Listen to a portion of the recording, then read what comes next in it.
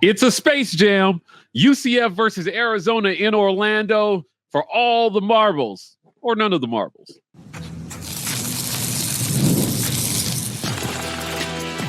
You are Locked On UCF, your daily podcast on the UCF Knights, part of the Locked On Podcast Network, your team every day.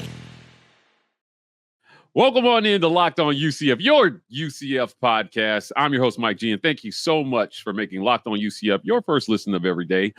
Joining me is a very special guest, Iron Mike Luke. He covers the University of Arizona out there in Tucson, someplace I've lived. But I appreciate you joining me, Mike. Let's jump right in here. You've got to prepare for multiple quarterbacks this week. What is the plan? I know you guys have press conferences this week. Tell us about how U of A plans to prepare for UCF this week. Well, first of all, I got to give you props on the intro, because two of the most disappointing teams in the Big 12, if not the two most disappointing teams in the Big 12. So maybe not for all the marbles, but there's some marble at play there.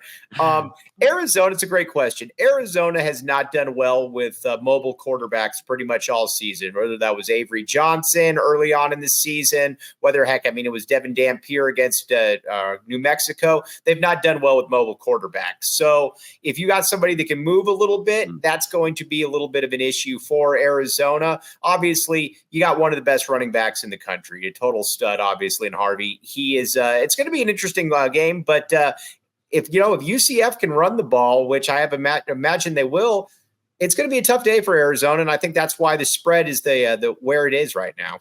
Now, part of the challenge in the new Big 12 is now you have these cross-country conference games, and you got a lot of kids who are going to travel to the East Coast maybe for the first time, so you're changing a couple time zones, a big change in weather.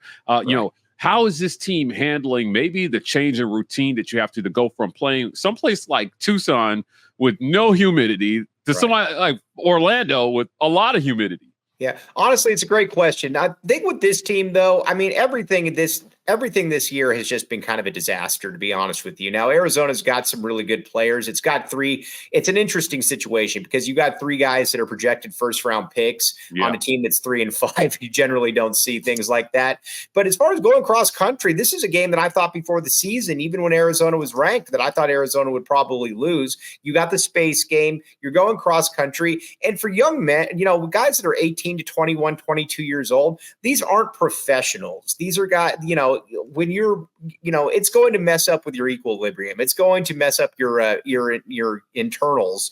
And obviously you're getting UCF with basically they've let go of half their coaching staff before this game. But, at the same time, it's an advantage for sure. There's no doubt about it. I mean, you're going literally all the way across the country. You're not going to a place that's 300 miles away. You're going a couple thousand miles away, and I mean that's a big difference for these guys for sure. Mike, I talked about the quarterbacks on the open and which quarterback do you prepare for? But obviously UCF is going to lean on the third leading rusher in the country, which is RJ Harvey. Arizona is giving up 154 yards per game on the ground. I can foresee RJ Harvey being a big headache for this U of A defense. Now, look, both these teams are at the bottom. They're at the bottom. As a matter of fact, they're right next to each other in total yards allowed. So it hasn't been going well for either. But stopping RJ Harvey is going to be a huge task for them.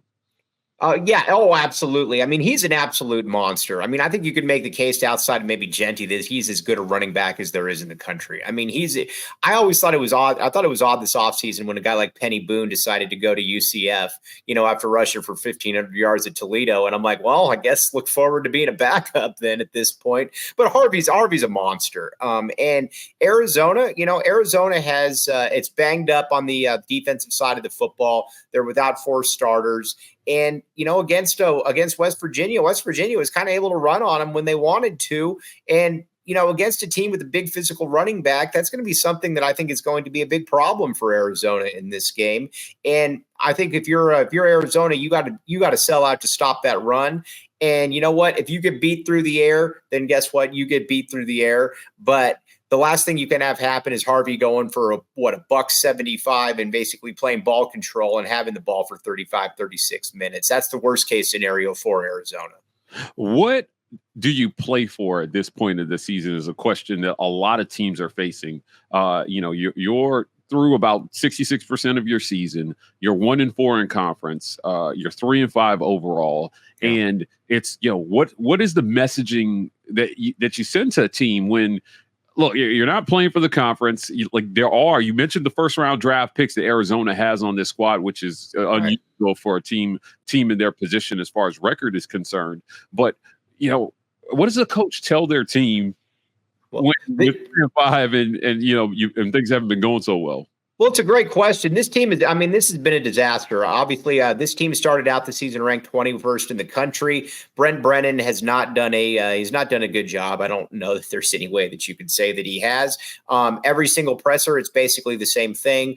The guys tried really hard. We got to stay together. Yeah. We got to have family, a bunch of coach speak and all of that, which whatever, at this point, people are just tired of hearing it. But at the same stage, though, you've also know that the team hasn't given up. I will give them that. But, the injury excuse that they keep using to me really isn't an excuse, because you lost to West Virginia at home last week, and West Virginia was out without their quarterback and their best offensive lineman and multiple starters on defense. And West Virginia stinks; they're not good either. So it doesn't really matter on that front. But Arizona, I will say they've kept fighting. They've got. It's an interesting situation because they've got very good top end talent. They've got guys, and I'm sure we'll get to TMac here in a second, but they've continued to fight. But the offense overall has been a disaster, and the season, they've just been a massive disappointment. There's really no other way to put it. We talked about the quarterbacks on UCF side, but Arizona, look, Noah, one thing I noted about last week in the game versus West Virginia, they down the field, Mike, they didn't test it a whole bunch, but they threw 4 passes of 20 yards or more in that game. Yeah. He connected on all of them. Right. And I think that's a significant advantage to know that the deep ball is there, for teams to have to respect that down the field. Again, we're going to talk about who's on the other end of those passes in a second. But I found it interesting that he's throwing the ball down the field at a very high level. Yeah, when he started just playing sandlot football in that fourth quarter, because keep in mind, that score was a little deceptive. It was 31-13, and basically he just kind of went out and he just started chucking it deep to TMac, who obviously we'll get to. That was probably the best offense that we've seen all season, was him just kind of throwing up to his guy right there. They were high school teammates and whatnot. But he throws a deep ball. This guy was the national freshman of the year last year. He's got, he can play the game, and that's where I think a lot of people are frustrated, because it feels like Arizona's kind of failed him this season, because he hasn't been great. There hasn't been a great, there's really been next to no continuity with the offense. But yeah, in that fourth quarter, especially when he started chucking the ball deep, you've got a guy back there that can definitely catch that football. Even more amazingly, under pressure on 40% of his dropbacks last week, just giving up a ton of pressure. He had an adjusted completion percentage of 78.6%, which suggests there's some opportunities left on the field. I want to talk about who's on the other end of these catches. There's a pretty dynamic receiver out there in Tucson, and we're going to talk about him right after a quick word from our sponsors. This episode of Locked On UCF is brought to you by our friends at Game Time. Look, do you like to buy tickets, Andrew? Do you need tickets to games every once in a while? I do. You do? Very much so. Very much so. I know that those tickets out there are hot tickets, especially Arizona basketball. You guys have been very good. But look, our friends at Game Time have a new feature called Game Time Picks that makes getting tickets to see your favorite teams play even easier. Game Time filters out the fluff to show you only the incredible deals on seats, so you don't have to waste time searching through thousands of tickets. This is how it works. Game Time Picks curation makes it easier to save more on sports and concerts. They have all-in pricing. Toggling this feature up front will show you that there's no surprise fees at checkout, which is amazing. I hate getting to the end and finding out I got to pay $50 extra. They have a low price guarantee, and you can even get panoramic seat views to make sure that you know where you're sitting. Take the guesswork out of buying tickets with Game Time Picks. Download the Game Time app, create an account, and use code LockedOnCollege for $20 off your first purchase. Download Game Time today. What time is it? Game time.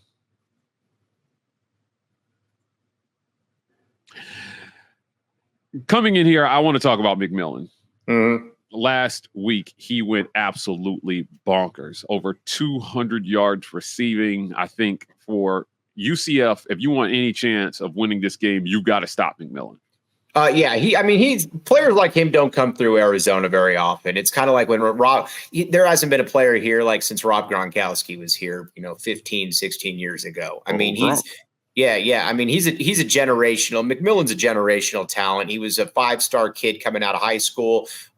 He's the dude that looks like he should be at Georgia or Alabama. I remember Louis Riddick came here and he was commentating a game and last year, and he said that. He said this dude's every bit the part of a number one NFL wide receiver, and he is. The first game of the season, he had 300 yards, 4 touchdowns, 200 yards this past week. He's 6'5". He runs in the 4.4s. He's got great hands. He is, when you look at NFL draft boards, he's anywhere between 4 and 10 on almost every draft board that you'll see. He's a stud. Mike, there's no other way to put it. There's not a better wide receiver in the country. And, if Arizona's smart, they'll throw him the ball 10, 15 times per game. And the one thing about him is he is a great jump ball threat. He's about as good as it gets. His high pointing the ball going up. His hands are exquisite. He's the total package. Guys like him don't come through here. And if they do, it's like I said, it's a Gronk situation where it's once every 15 years. He's an absolute stud. It stinks that the team has been so bad because he's a monster. There's no other way to put it. 13 He's 13 yards away from being the nation's leading receiver. Yeah. The only guys in front of him are Trey Harris from Ole Miss and Nick Nash from San Jose State. Yep. So absolutely a dynamic talent. I want to go back to something you said about his usage rate. 14 targets last week. That's a lot. So, they obviously are locking in on him to make sure that you stay in the game because he's such a dynamic playmaker down the field. Yeah, you got to get him the ball 3 to 4 times. I know it sounds funny, but you got to get him the ball 3 to 4 times per quarter. There's really no other wide receiver on the roster that you need to worry about. It is TMac. It's TMac, and then it's TMac, and oh, by the way, it's also TMac again. He is. But if they're not throwing him the ball at least 3 times per quarter, it's malfeasance and when in doubt, just chuck it deep. The problem, though, with him, too, is that he is a massive target. He is not – he's not one of these dudes that's listed at 6'5", but he's really like 6'2.5" or 6'3". He's every bit of 6'5", maybe even taller. And he is, throughout the rest of the season, I would expect him to be to be targeted in that realm. Last year he caught for 1,400 yards, 12 touchdowns. This year, depending, feels like about a 1,600 yard season, something like that. But he, like I said, words can't really do him justice. He would be the best wide receiver on any team in the country, whether that's Ohio State, Bama, et cetera. He's that dude. Mike, break it down for our listeners, our UCF listeners. In the unlikely event that they shut down McMillan, where else does Noah go with the football? I know it doesn't go anywhere else with the football. He goes to TMac and then he goes to TMac. But Mike, I wish I could sit here and tell you that they've got, other options. They really don't. They have a tight end, Kean Burnett, that had a nice game against Utah, high 4-star kid. But there's really nobody else that you've got to worry about. On their run game, Quali Conley's a decent back. He'll probably go for 1,000 yards this season, something like that. But that's really the only other guy. It's TMac, and then it's TMac, and again, it's TMac. There's not much else there.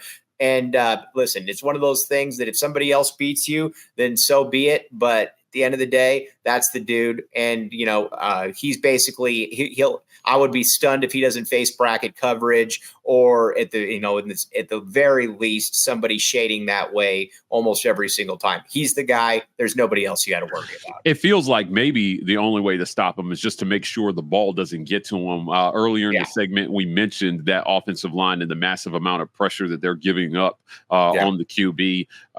Look, is this worry you?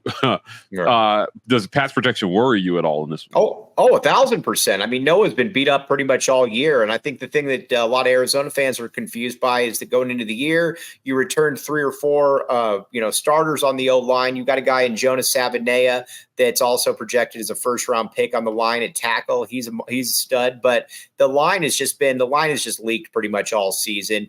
Noah's been beat up. He's been hit hard. He's been hit, and I don't know that I see that stopping. I think pretty much against any team that has any semblance of a defensive line, they're going to probably be able to get to him, because keep in mind too, it still takes 2 to 3 seconds to get to allow TMac to get downfield, and I would expect it to be a long day for Noah as far as getting hit, unfortunately.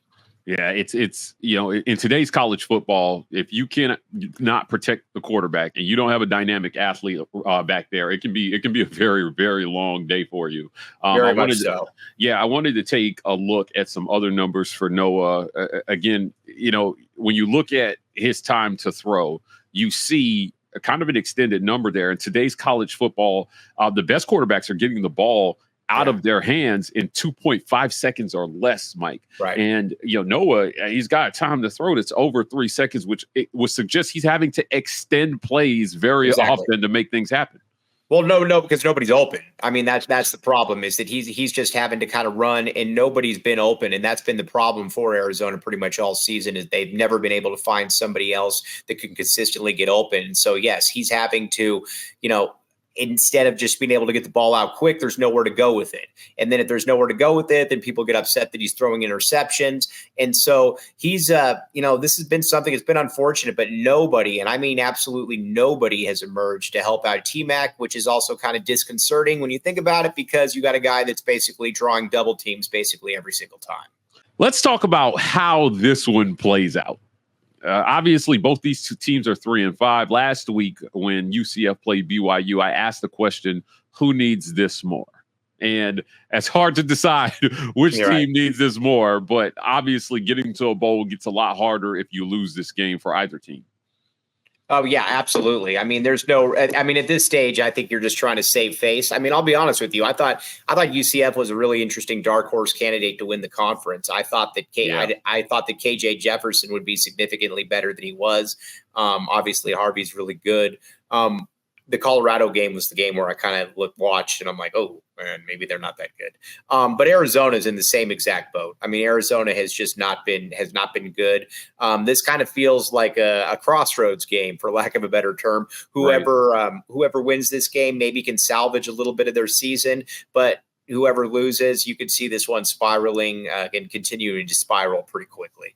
Yeah, it's interesting, the spread on this one. Yes. When you look at the spread on this one, it's 6.5. Right. Arizona plus 6.5. What do you think here? Give me a quick prediction. Honestly, who wins this and why? Honestly, that's about where I would put it, because I mean, neither team is obviously great, but the problem though is that Arizona's given no indication that at this stage that they can really beat anybody. I mean, the game was very frustrating against West Virginia, where you're playing against a team that's just not very good in West Virginia, and they're missing half their team, and you still lose at home. I would put the line at about that, Mike. I mean, I think that this feels very much like a 31-24 type game, something like that. And I think the line's about spot on. I think it's opened at about 5.5, moved to 6.5. Wouldn't surprise me at all if that hits maybe a touchdown plus by game time. So you think Arizona covers in this one? No, I don't think Arizona covers. No, I think UCF. I think UCF wins this game. This feels like, to me, this is a 7 to 10 point UCF win. Yeah, I think that UCF needs this game more, and I think that Gus needs this game more. Yeah. He fired his defensive coordinator yesterday. Yeah. He gave up play calling, and he might have a QB change all in the same week. So obviously, it's been a busy day for him trying to parse things out down there in Orlando. But he's got to find some positive momentum. You mentioned KJ Jefferson. In today's college football, if you get quarterback wrong, it can be a really long season for you. If you don't have two guys who can do the job, it can be a really, really long season for you because injuries happen. Guys don't pan out. They bet a lot on KJ Jefferson in the offseason, and to have him standing on the bench cheerleading at this point in the season obviously is very disappointing. Mike, I want to thank you for joining me today. Before we get out of here, tell people where they can find your work.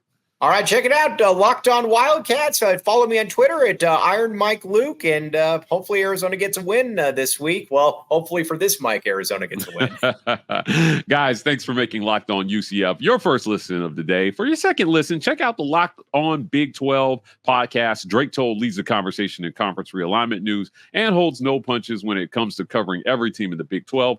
Find Locked On Big 12 on YouTube or wherever you listen to podcasts. That's it for this episode of Locked On UCF.